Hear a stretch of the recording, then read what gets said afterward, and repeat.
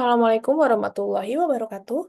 Pada kesempatan kali ini, saya akan menyampaikan tentang materi analisis kandungan protein pada bahan pangan. Jadi, eh, setelah sebelumnya kita membahas tentang bagaimana mineral, ya, bagaimana analisisnya, kali ini kita akan membahas bagaimana menganalisis kandungan protein. Kita tahu protein menjadi salah satu zat gizi yang pasti dibutuhkan oleh manusia dan sering ada pada beberapa bahan pangan. Dan saat ini memang kebutuhan protein pada masyarakat Indonesia ini sangat tinggi dan banyak beberapa produk yang memang menggadang-gadang bahwa mereka memiliki kandungan protein yang eh, cukup untuk memenuhi kebutuhan.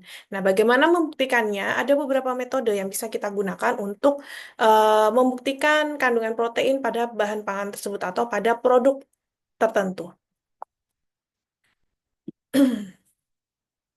eh Analisis protein ini bisa dilakukan secara kualitatif maupun secara kuantitatif.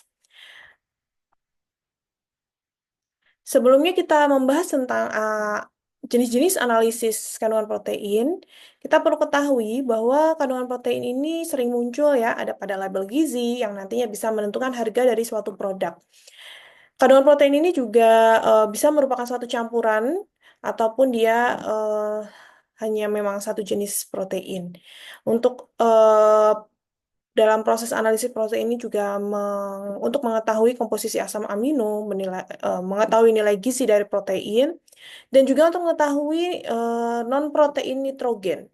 Jadi kita tahu protein ini disusun oleh salah satunya nitrogen. Nah, tetapi yang menyusun nitrogen ini tidak hanya menyusun protein, tapi juga beberapa kandungan zat yang lain. Nah, dengan melakukan analisis protein, kita tidak hanya mengetahui kandungan proteinnya saja, tapi kita juga bisa mengetahui nitrogen pada non-protein. Prinsip dasarnya adalah bisa menentukan protein, dengan menentukan ikatan peptida, asam amino aromatik, kapasitas dye binding, penyerapan ultraviolet oleh protein, dan sifat hamburan cahaya.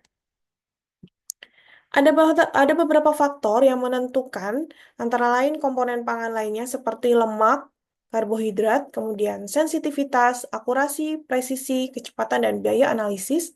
Kemudian bagaimana apa tujuan kita melakukan analisis dan juga standar yang kita gunakan. Adapun kendala yang bisa mempengaruhi hasil dari analisis protein, yaitu adanya komponen lain yang memiliki sifat fisik kimia yang sama, seperti misalkan asam amino atau peptida kecil, asam nukleat, gula amino, asam urat, urea, dan lain-lain. Untuk teknik-teknik standar internasional yang sering digunakan untuk analisis protein, antara lain ada metode Geldal, metode Buret, metode Lowry, metode dye binding, spektrofotometri UV, spektrofotometri infrared, dan juga DUMAS. Sebelum kita membahas tentang analisis protein secara kuantitatif, kita akan sedikit ulas tentang bagaimana menganalisis protein secara kualitatif. Ada 3 metode yang bisa digunakan. Yang pertama reaksi ninhidrin, kemudian reaksi Buret, dan reaksi Milon. Untuk reaksi ninhidrin ini dengan menambahkan reaksi ninhidrin yang berwarna biru lembayung pada protein yang sudah dilarutkan, nantinya hasil reaksinya akan berwarna ungu lembayung ketika reaksi ninhidrin dengan gugus amina primer. Nah, untuk reaksi ninhidrin dengan asam imino itu akan menghasilkan warna kuning. Sementara metode reaksi Buret ini merupakan reaksi pada kondisi alkali dengan menambahkan reaksi Buret yaitu larutan tembaga sulfat, kalium natrium tartrat, dan NaOH kepada protein yang sudah dilarutkan. Nantinya akan menghasilkan warna biru lembayung. Kemudian untuk reaksi Milon itu menambahkan merkuronitrat dan asam nitrat pekat sehingga hasilnya jika memang positif terdapat protein maka akan berwarna merah. Warna merah merupakan hasil oksidasi asam amino yang memiliki gugus OH. Ini adalah perubahan dari tirosin oleh asam nitrat. Sementara itu, apa saja untuk analisis protein secara kuantitatif? Yang akan dibahas kali ini ada Geldal, Buret, Lowry, dye binding, dan spektrofotometri UV. Yang sering digunakan di tingkat akademik itu adalah metode Gildan. Ya, karena relatif lebih mudah dan tidak terlalu mahal. Metode Gildan, prinsip dasarnya adalah dengan mengukur kadar nitrogen total dalam sampel dengan menggunakan 3 langkah. Ada tahap penghancuran, tahap netralisasi dan distilasi, dan tahap titrasi. Nah, karena nitrogen tidak hanya berasal dari protein, maka metode ini menggunakan asumsi bahwa kadar nitrogen dalam protein adalah sekitar 16%. Nah, sehingga mengubah kadar nitrogen ke kadar protein itu menggunakan angka faktor konversi 100 per 16 atau 6,25. Tetapi untuk faktor konversi ini sendiri sebenarnya pada beberapa bahan pangan bisa berbeda-beda. Ya, nanti akan saya tunjukkan tabel faktor konversi pada beberapa jenis bahan pangan. Kelebihan menggunakan metode ini adalah tidak mahal, cukup akurat, dan dapat digunakan pada berbagai jenis bahan pangan. Kelemahannya adalah karena metode ini mengukur nitrogen, sehingga yang terukur tidak hanya nitrogen dari protein, tapi juga mengukur nitrogen dari non-protein. Kemudian prosesnya lama dan tidak seakurat metode spektroskopi. Ini adalah tabel faktor konversi F pada beberapa jenis pangan yang nantinya kita bisa masukkan dalam perhitungan, ya. Jika jenis pangan yang merupakan campuran, maka kita bisa pakai faktor konversi 6,25 ini. Tahapan yang pertama untuk metode Geldal ini adalah tahapan penghancuran. Ini atau biasa kita sebut tahap destruksi. Tahapan destruksi ini dilakukan dengan menambahkan asam kuat, yaitu asam sulfat, dan dilakukan pemanasan sampai suhu 370 derajat Celcius. Fungsinya untuk melepaskan nitrogen dari sampel. Agar proses ini bisa berjalan lebih cepat, maka perlu ditambahkan merkuri oksida dan atau campuran selenium. Bagaimana proses tersebut terjadi secara kimia, maka bisa digambarkan pada reaksi kimia ini. Jadi ketika sampel ditambahkan asam sulfat, kemudian dipanaskan di suhu 370 derajat Celcius, itu akan mengalami suatu proses katalisis, di mana akan melepas nitrogen pada sampel, ya, yang kemudian akan membentuk NH42SO4 dan buangan CO2H2O. Nah, katalis yang digunakan ini ada HGO, selenium dioxide banding koper sulfat 3:1. Setelah tahapan destruksi ini terjadi, nanti yang akan diukur adalah pada nitrogen yang ada bergabung dengan asam sulfat ini. Kita akan masuk ke tahapan berikutnya, yaitu tahapan netralisasi dan distilasi. Pada tahapan ini, reaksi kimia yang terjadi adalah amonium sulfat pada tahapan destruksi tadi akan ditambahkan alkali, 2NaOH, sehingga akan membentuk Na2SO4 dan buangan 2H2O serta gas amonia, 2NH3. Nah, kemudian 2NH3 ini akan ditambahkan asam borat, 2H3BO3, akan membentuk 2NH4H3BO4, amonium borat. Ya, ini adalah yang dimaksud dengan proses distilasi. Indikatornya menggunakan methylene blue dan juga methyl red. Setelah lewat tahapan tadi, netralisasi dan destilasi, akan masuk ke tahap titrasi, di mana amonium borat tadi akan ditambahkan 2HCl, asam klorida, sehingga akan menghasilkan NH4Cl, amonium klorida, dan asam borat. Nah, jumlah asam klorida yang digunakan untuk titrasi ini akan setara dengan jumlah gas NH3 yang dibebaskan pada proses distilasi.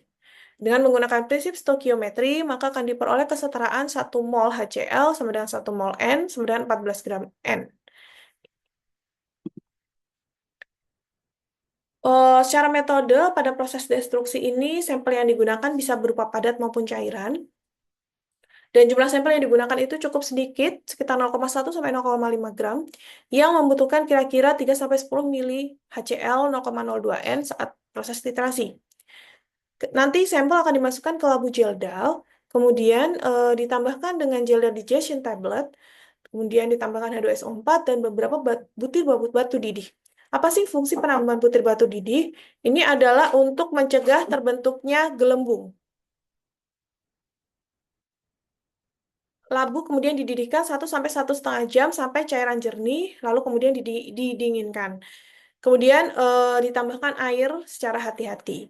Setelah itu masuk ke proses distilasi. Setelah larutan dingin kembali, maka larutan dituangkan ke alat distilasi. Nantinya labu jildal dibilas dengan air 5 sampai 6 kali dengan ditambahkan air. Fungsinya agar tidak ada larutan yang tertinggal. Pada alat distilasi, di bawah kondensor dipasangkan Erlenmeyer 125 mili yang berisi 5 mili asam borat dan 2 tetes indikator. Kemudian ditambahkan air untuk memastikan ujung alat distilator terendam larutan asam borat. Setelah itu ditambahkan 8 sampai 10 mili NaOH dan proses distilasi itu akan ditampung sekitar 15 mili destilat pada tabung Erlenmeyer. Ini adalah rangkaian alat pada metode Gilda. Ada alat yang secara manual, ada juga yang bisa secara otomatis ketika proses ini terjadi. Nah, selanjutnya masuk ke proses titrasi, di mana destilat dalam Erlenmeyer akan dititrasi di atas magnetic stirrer dengan larutan HCl 0,02 N sampai nantinya warna berubah menjadi abu-abu. Nah, penetapan yang sama dilakukan juga pada blanko sebagai faktor koreksi pada saat perhitungan. Ini adalah gambaran bagaimana proses metode Gildan ini berlangsung mulai dari digestion, neutralization, and distillation, kemudian titration. Jadi ini tadi ya, digestion tadi sampel kita panaskan pada labu Gildan, kemudian ditambahkan sulfuric acid, katalis, kemudian ada di sini eh, setelah itu dipanaskan lalu pada saat neutralisasi dan destilasi ditambahkan apa hasil dari Jaldal Flash tadi, tambahkan NaOH, kemudian diperangkap, dilakukan destilasi amonia, ya. Kemudian dengan asam borat solution, lalu kemudian hasilnya dititrasi. Ini yang dititrasi adalah amonium borat, ya, dengan standar HCl. Nanti didapatkan sampai warnanya berubah menjadi abu-abu, itu adalah yang akan masuk dalam perhitungan. Ini adalah alat yang otomatis ya untuk proses jilda. Kalau ini masih relatif manual. Bagaimana perhitungannya? Kita bisa masukkan ke dalam rumus perhitungan ini ya dengan memasukkan faktor konversi sesuai dengan bahan pangan. Ya, nanti bisa dibaca kembali. Ini adalah contoh kasusnya, nanti bisa dibaca dengan perhitungan seperti ini. Nah, jadi rumus awal ini adalah hanya untuk menghitung nitrogen. Setelah kita dapat angkanya, kita masukkan ke rumus untuk mengetahui protein dengan mengkalikannya dengan faktor konversi. Jadi tidak bisa langsung ya nilai angka ini kita masukkan sebagai, oh ini kok persentase proteinnya. Jadi kita harus konversi dulu dengan faktor konversi menjadi persentase protein. Metode berikutnya adalah spektrofotometri UV vis. eh Prinsipnya banyak ya. Jadi tergantung dengan metode esainya ya penilaiannya. Kelebihan dari spektrofotometri ini adalah simple, cepat, tidak ada agen korosif, tidak menghitung nitrogen pada non-protein, lebih presisi daripada metode Gerdau. Beberapa metode lain yang menggunakan spektrovivis adalah untuk bioret, itu serealia, daging, kedelai, dye binding itu pada produk tepung terigu, produk kedelai, daging, susu. Infrared itu pada produk susu, biji-bijian, serealia, daging, dan dairy. Batasannya adalah instrumennya cukup mahal dan beberapa metode tidak umum digunakan untuk pangan campuran, jadi agak susah. Karena untuk pangan campuran ini butuh diendapkan dan diekstraksi. Sehingga untuk pangan campuran memang lebih prefer kita pakai metode Gel-Dal tadi. Kemudian dibutuhkan protein standar dan kalibrasi, sehingga cukup rumit prosesnya, dan beberapa kandungan dapat mengganggu analisis. Berikutnya adalah metode Buret. Prinsipnya adalah dengan mengetahui adanya pembentukan kompleks berwarna ungu dengan garam Cu yang berasal dari adanya ikatan peptida dengan penambahan larutan alkali. Nanti ikatan peptida ini akan bereaksi dengan ion Cu+ akan membentuk kompleks warna ungu. Intensitas warna ungu ini adalah sebagai perhitungan konsentrasi protein. Nantinya diukur dengan absorbasi panjang gelombang 540 nanometer dengan menggunakan alat spektrofotometer. Senyawa lain yang sedikit mengganggu pada proses ini adalah adanya urea, adanya gula prareduksi yang dapat bereaksi dengan ion Cu+. Karena seluruh protein mengandung ikatan peptida, maka metode Biuret menjadi salah satu metode terbaik untuk analisis kandungan protein. Kelebihannya sederhana, cepat, dan murah. Ya. Tapi tadi kelemahannya di sini tadi ya, apa banyak senyawa lain yang bisa mengganggu hasil analisis. Prosedurnya dengan menyiapkan reagen A, reagen B, dan reagen C. Nanti kemudian dilakukan proses seperti ini ya. Untuk persiapan sampelnya, sampel harus dalam bentuk cair. Kalau padatan harus dilarutkan terlebih dahulu. Ya, butuh sekitar 1-10 miligram protein. Kemudian dihancurkan dengan air, dengan blender, disaring, dan disentrifuge. Ya, nanti supernatan. Supernatan ini adalah cairan dari hasil sentrifusnya ya. Sentrifuge itu kan diputar dengan kencang, nanti akan memisahkan antara cairan dan endapan. Nah, supernatannya ini, cairannya inilah yang akan dilakukan untuk analisis. Terhitung sebagai protein terlarut. Nah, sampel cair cukup diencerkan. Kalau larutannya keruh, itu perlu dilakukan proses ini. Ya. Ini adalah proses penetapan kadar protein sampel. Nanti sebanyak 0,1 sampai 1 mili larutan sampel dimasukkan ke tabung reaksi dan larutan biuret, lalu diukur dengan spektrofotometer. Sebelumnya harus dibuat kurva standar dengan menggunakan larutan bovine, ya. Kemudian diukur dengan spektro, lalu dibuat sumbu apa hasil apa namanya pengukuran yang dibuat semacam kurvanya ya untuk nanti kita bisa hitung kadar protein dari sampel. Ini adalah metode Biuret tadi ya. Nah, perhitungannya kadar protein sampel ditentukan berdasarkan kurva standar BSA. Nilai Y pada persamaan linear akan disubstitusi dengan nilai absorbansi untuk sampel sehingga diperoleh nilai X. Selanjutnya ada metode Lowry.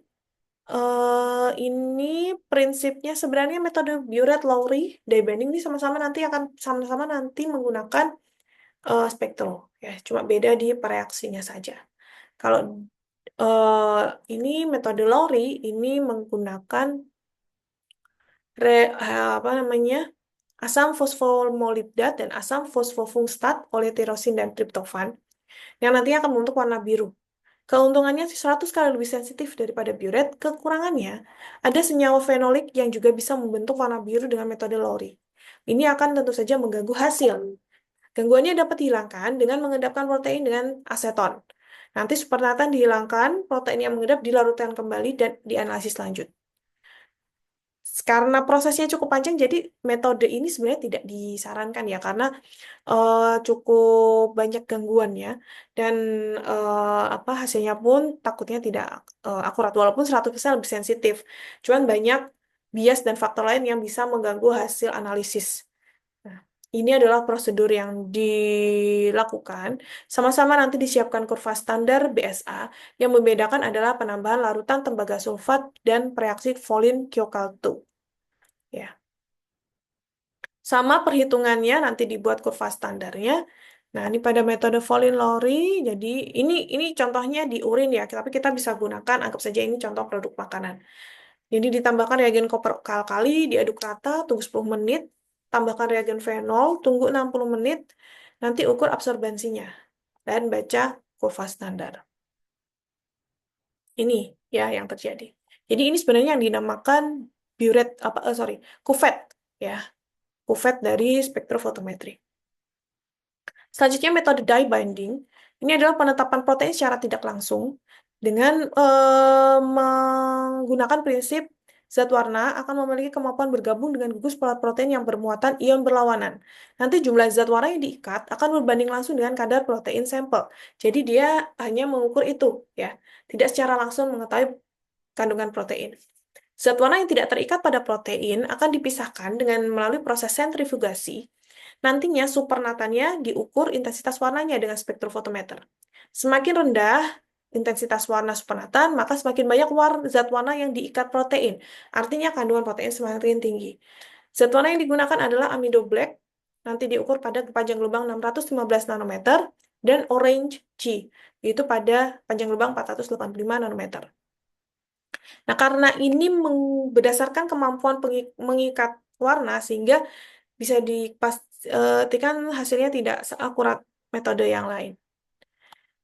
Ya, ini prosedur yang digunakan. Keuntungannya, perhitungannya seperti ini hampir sama dengan yang tadi sebelumnya. Oke, terima kasih. Untuk materi nanti akan saya share melalui Adlink. Terima kasih banyak atas perhatiannya.